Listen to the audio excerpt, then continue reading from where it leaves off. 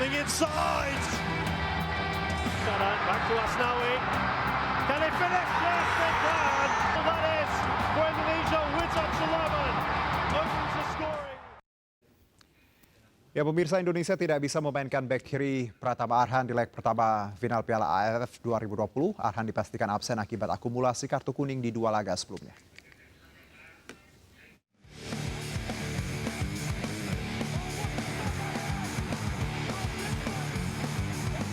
Timnas Indonesia dipastikan tidak dapat memainkan bek kiri Pratama Arhan pada leg pertama final Piala AFF 2020 melawan Thailand. Pemain berusia 20 tahun itu mendapat akumulasi kartu kuning sehingga tidak bisa memperkuat Garuda saat melawan tim Gajah Perang. Kartu kuning pertama Arhan didapat pada leg pertama melawan Singapura karena mengangkat kaki terlalu tinggi dan mengenai pemain Singapura. Sedangkan kartu kuning kedua didapat pada leg kedua ketika Arhan melanggar Syawal Anwar sehingga berbuah penalti untuk Singapura. Sebelumnya kartu kuning Arhan di leg kedua tidak terdaftar di data pertandingan. Namun belakangan AFF mengkoreksi data itu. Sepanjang turnamen, Arhan menjadi salah satu pemain penting Indonesia. Menjadi pilihan utama di 5 dari 6 pertandingan yang dilakoni timnas, pemain yang berasal dari PSIS Semarang itu bahkan sudah menyumbang 2 gol dan 2 assist, angka yang produktif bagi seorang pemain bertahan.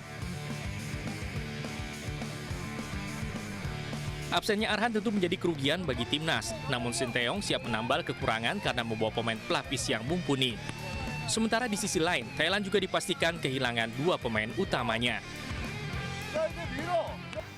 상대 태국 팀이 그런 상황이 오면서 심리적으로는 좀 불안해질 수는 있겠다는 생각이 있지만은 우리 또한 왼쪽에 있는 아란 선수가 같이 태국의 3번 선수랑 경고 누적으로 첫 경기에 서로 못 나오기 때문에 우리도 마찬가지다. 우리가 원하는 경기를 못 할 수도 있다고 보여지니까 뭐 그런 부분은 서로가 이게 토너먼트 대회를 해서 결승까지 올라오다 보면 뭐 여러 가지 경우의 수가 많이 나오기 때문에 그런 것을 다 감독이 생각하고 커버해야 되기 때문에 태국이 되든 우리가 되든 큰 문제가 없다. 저는 그렇게 보여집니다. Pada leg pertama final, Thailand kehilangan 2 pemain inti selama fase grup. Bek sayap Tiraton Bunmatan absen karena akumulasi kartu kuning, sementara kiper Chatchai Butprom cedera serius ketika melawan Vietnam di semifinal dan harus ditarik keluar lapangan. Pertandingan Indonesia kontra Thailand akan berlangsung dalam 2 leg. Leg pertama digelar Rabu malam dan yang kedua pada Sabtu malam di Stadion Nasional Singapura. Baik, dan kita akan lanjutkan kembali dialog dengan Bang Abdul Haris, redaktur sportstar.id, dan kita juga, di Bang Abdul ya, sudah tersambung melalui sambungan Zoom.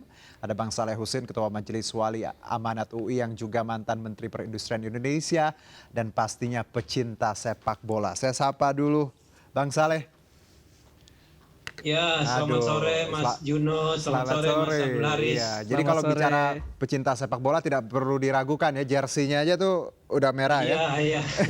Saking cintanya maka itu sengaja pakai jersey. Baik, ini. Bang, kita lihat malam nanti. Kira-kira secara umum dulu, Bang Saleh melihatnya seperti apa? Iya, memang kita ketahui bahwa Thailand mempunyai pemain tim yang memang syarat pengalaman. Mereka mulai dari 2016 udah berpartisipasi, 2018 juga. Nah, walaupun itu kita juga harus akui bahwa timnas Indonesia ini adalah yang dipanggil adalah pemain-pemain muda yang memang pengalamannya masih minim. Tapi semangat juangnya sangat luar biasa. Ini bisa kita lihat dari beberapa kali pertemuan, semangatnya sangat luar biasa, terutama mereka sangat disiplin di belakang maupun di tengah, dan counter attack-nya yang memang karena muda sangat itu, tapi memang karena syarat pengalaman kadang-kadang kurang pengalaman, kadang-kadang masih nggak konsisten. Nah, ini yang tentu harus diantisipasi oleh itu yang saya bahas STY. tadi di awal, Bang Saleh dengan Bang Abdul, bahwa agak emosional ya karena masih muda, dan ini panggung sebagian adalah panggung pertama internasionalnya. Betul. Nah, kalau bicara mengenai Thailand sendiri, Bang Saleh, Anda melihat bahwa ini kan di atas kertas, ya let's say Thailand diunggulkan. Kita beberapa kali disebutkan tidak sampai sejauh ini di final. Anda melihatnya seperti apa Thailand sendiri? Iya, saya kira memang Thailand secara materi memang mereka punya pemain yang syarat pengalaman. Tapi di satu sisi juga kita lihat bahwa namanya permainan bola ini kan bolanya bundar. Tidak mungkin atau tidak Aha. itu yang kita bisa mengalahkan mereka. Nah, dalam hal ini pemain-pemain muda dari timnas ini saya kira punya semangat juang yang tinggi. Oke. Dan saya kira masa sih kita udah 6 kali masuk final sekali ini nggak menang sih.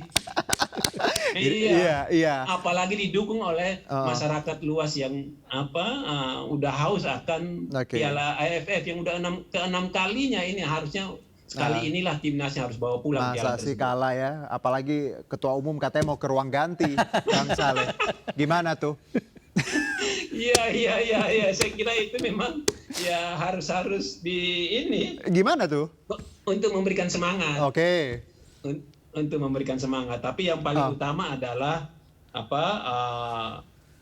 pemain-pemain muda, misalnya ada Ersa, ada Witan, maupun ada Alvenda, maupun Asnawi. Saya kira ini mereka akan bersatu padu dan dengan semangat juangnya mudah-mudahan ya untuk leg pertama bisa bertahan. Alhamdulillah, syukur-syukur bisa nyolong 1 gol. Oke, baik. Kalau Nanti pas di leg kedua baru habis-habisan untuk bisa memenangkan pertarungan tersebut. kalau tadi Bang Saleh sudah ya boleh lah ya kalau mungkin untuk ngasih semangat ke ruang ganti. Kalau Bang Abdul, walaupun Bang Saleh halus sekali ya, dibelokin saya nanya apa gitu. Saya nanya ke pecinta bola satu lagi nih. Boleh nggak sih ketua umum ke... Kita tahu netizen kan pendapatnya beda-beda. Ini pertanyaan mewakili juga. Bagaimana Bang Abdul? Iya, keinginan ketum untuk datang ya sah-sah saja ya. Tapi ini kan ada regulasi. Baik. Ada regulasi yang tidak memperbolehkan siapapun yang tidak terdaftar untuk bisa masuk ke ruang ganti. Apalagi sekarang situasinya pandemi. Jangankan siapapun, media saja tidak bisa berinteraksi langsung dengan tim ya. Sehingga saya pikir sebaiknya memang tidak datang, tidak ditabrak regulasi itu ya. Karena kita tahu bahwa memang kita diselenggarakan dalam pandemi ya. Betul. Bang Saleh ada yang ingin ditambahkan? Silakan. Betul. Jadi saya tadi sempat kontak-kontakan dengan dubes kita yang di sana, Mas Tommy. Mas Tommy juga cerita bahwa mereka sebenarnya pingin untuk memberikan makanan, tapi regulasinya yang tidak boleh, sehingga siapapun seluruh peserta yang ada di situ ya ada makan makanan yang kotak, kan nggak boleh ada prasmanan. Jadi ya dikasih ada dalam bentuk kotak, tapi makanannya tentu dengan nilai gizi yang tinggi, bukan seperti nasi kotak yang di pemikiran kita. Jadi kalau mau ngasih semangat atau ucapan Zoom seperti ini aja, video call sudah cukup ya Bang ya. Betul. Oke, kita tinggalkan poin itu. Kita ke item selanjutnya. Kalau saya lihat ke Bang Abdul, kita lihat bahwa Sinteyong ini luar biasa bagaimana mereka melatih. Kalau saya bisa analisa dari beberapa leg bahwa ini kemampuan fisik ya sangat digeber di sini. Betul. Bagaimana mereka ditrain untuk secara fisik harus kuat, dan ini terbukti dengan beberapa leg kemarin. Stamina kita luar biasa, saya lihat. Bagaimana Anda melihat? Iya, memang concern utama Sinteyong adalah fisik ya. Di saat awal dia datang yang digenjot itu fisik. Bahkan banyak pemain-pemain yang mengatakan bahwa dalam tanda kutip gila ini fisik Sinteyong. Luar biasa. Dan 4 bulan ini kalau kita lihat persiapan 4 bulan di awal-awal fisik, baru kemudian di akhir-akhir digembleng strategi. Dan juga kalau kita lihat penguatan mental, selain fisik, mental Sinteyong juga membuat para pemain bisa jadi tampil kuat ya. Kita saat menghadapi Malaysia sempat tertinggal 0-1, kita bisa membalikan dengan 4 gol. Dan saat menghadapi Singapura kita juga sudah sempat tertinggal 1-2, kita bisa samakan dan bisa kita balikan menjadi 4-2 juga di semifinal. Artinya fisik dan mental ini menjadi salah satu kekuatan utama Sinteyong selain strategi yang sering berubah-ubah gitu ya. Nah, mungkin itu Mas Aris, jadi maka itu kan kita lihat Evan Dimas, Evan Jaya selalu dimainkan di babak kedua ya. Mainan kedua, babak kedua. Itu juga karena mungkin salah satu strategi ya kalau kita bicara. Jadi kalau kita lihat Sinteyong ini selalu menyimpan pemain kuncinya untuk dimasukkan di babak kedua. Karena saat di babak kedua saat permainan sudah mulai mengendur, perlu pemain-pemain kunci yang masuk yang bisa mengembalikan sekali lagi performa para pemain Indonesia. Ibaratnya kalau udah divaksin harus di booster lagi ya. Betul. Nah, kalau saya ke Bang Saleh, kita tahu Bang, back kiri kita Arhan dipastikan tidak tampil nanti malam. Anda melihat siapa yang harus menggantikan Arhan sebaiknya menurut Anda? Ya, saya kira kan Arhan karena akumulasi kartu kuning, maka mau nggak mau pasti nanti kemungkinan besar adalah Edo yang akan ada di situ nanti. Baik. Lalu, Nah, ya. mudah-mudahan Edo maupun nanti akan itu dengan Alvenda maupun Fahrudin dan juga ada Asnawi di belakang. Kalau misalnya itu barisannya 4 di belakang.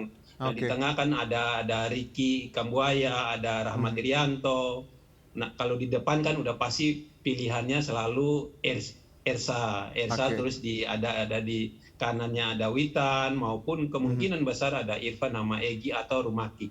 Baik, Bang Abdul, back kiri kita Arhan tidak tampil nanti malam. Seberapa krusial Anda melihat posisi Arhan ini? Iya, Arhan ini pemain yang bisa dibilang pemain muda yang paling bersinar ya. Salah satu yang paling bersinar di Piala AFF ini. Usianya baru 20 tahun dan dia cukup eksplosif. 2 gol sudah dicetak dan dua-duanya gol penting ya menghadapi Malaysia, dan kemarin gol yang menyeimbangkan skor menjadi 2-2 saat menghadapi Singapura. Ya tanpa Arhan kita betul tadi Bang Saleh bilang ada Edo Febriansyah, dan Edo juga kebetulan sudah sempat main saat menghadapi Laos. Mainnya juga sudah cukup menjanjikan ya. Saya pikir Edo yang akan tampil di posisi bek kiri. Sebetulnya Dewangga juga bisa main di bek kiri, tapi Dewangga saya pikir lebih diperlukan sebagai libero midfielder ataupun sebagai center back. Baik, saya ke Bang Saleh, ini pertanyaan terakhir Bang. Kita bicara mengenai kelangsungan masa depan sepak bola tanah air. Kita lihat bahwa pemain-pemain muda kita punya prestasi yang menjanjikan kalau dibina dan diberikan let's say fasilitas untuk menjadi hebat seperti itu. Anda melihat what next setelah AFF ini? Iya, saya kira ini dengan pemain-pemain muda ini ya kita doakan mudah-mudahan ini kalau seandainya jadi juara ini bisa seperti kalau di tim-tim Eropa misalnya kayak Belgia dengan tim mudanya akhirnya kan bisa berbicara di level yang Piala Dunia, atau juga Prancis waktu itu dengan tim-tim mudanya. Nah, mudah-mudahan ini dengan usia-usia muda pemain-pemain ini mudah-mudahan ini terus dibina. Yang paling utama tentu ya dalam hal ini kan selalu kita kan masalahnya di anggaran, maka itu jangan pernah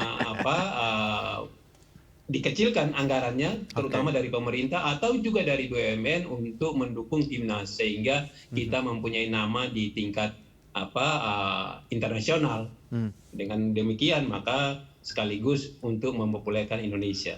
Baik, Bang Abdul, apa selanjutnya yang harus dilakukan pemerintah setelah AFF ini? Iya, pertama jangan sering gonta-ganti pelatih ya. Itu PSSI kinerjanya. Artinya apapun hasilnya di Piala AFF ini, Sintayong sudah bekerja dengan baik dan pemerintah tentu mendukung dengan ya seperti yang Bang Saleh katakan dana. Karena yang paling berat adalah masalah pendanaan. Tidak semua ajang olahraga punya dana kuat ya. Ini saya pikir yang selain pendanaan juga fasilitas, karena di Indonesia ini kan minim sekali ya lapangan-lapangan sepak bola yang bisa dimainkan anak-anak bangsa. Padahal kita punya talenta-talenta luar biasa, 200 juta sekian rakyat kita punya talenta luar biasa yang bisa digali asal fasilitasnya memadai. Kita ingin melihat Arhan-Arhan yang lain dilahirkan di panggung-panggung dunia. Terakhir Bang Saleh, prediksi berapa skor? Boleh tebak-tebakan kita, men? Ya, saya kira Indonesia bisa menang 1-0. Nice, love it. Bang Abdul? Saya pikir di leg pertama ini kemungkinan besar kita imbang ya. Baru nanti di leg kedua kita menang. Imbang berapa kira-kira? Bisa-bisa ya. Imbang bisa 0-0 tanpa gol, 1-1 atau 2-2 ya. Baik. Minimal tadi ya, imbang, tapi kalau bisa menang ya. Ya, mudah-mudahan kalau saya berharap tebakan Bang Saleh yang betul ya. Iya, benar. Saya juga sih berharap Bang Saleh ya. Iya. Semoga kita menang malam ini apapun hasilnya, tapi kita apresiasi. Betul. Timnas kita, pelatih, semua yang ada di belakang mereka adalah orang-orang hebat, orang-orang yang Betul, punya sepakat. dedikasi terhadap tadi kemampuan mereka. Bang Abdul Haris, terima kasih atas waktu Sama-sama. Anda. Bang Dan Saleh sorry, juga. mudah-mudahan juga itu stadion yang di Jakarta Utara cepat selesai, biar itu kan salah satu yang membanggakan. Gitu Iya, nanti. betul. Itu yang kita tunggu-tunggu juga ya, stadiumnya. Baik, Bang Saleh Hussein, terima kasih atas waktunya. Selamat beraktivitas. Nanti kita nobar malam di rumah masing-masing. Baik, makasih. Baik, tetap Mas patuhi Juno, protokol Mas- kesehatan ya Bang ya. Mas Terima Abdul Haris. kasih. Terima Bang kasih. Abdul, terima kasih. Terima kasih. Kita jeda dulu. Tetap bersama kami di MNC News Now.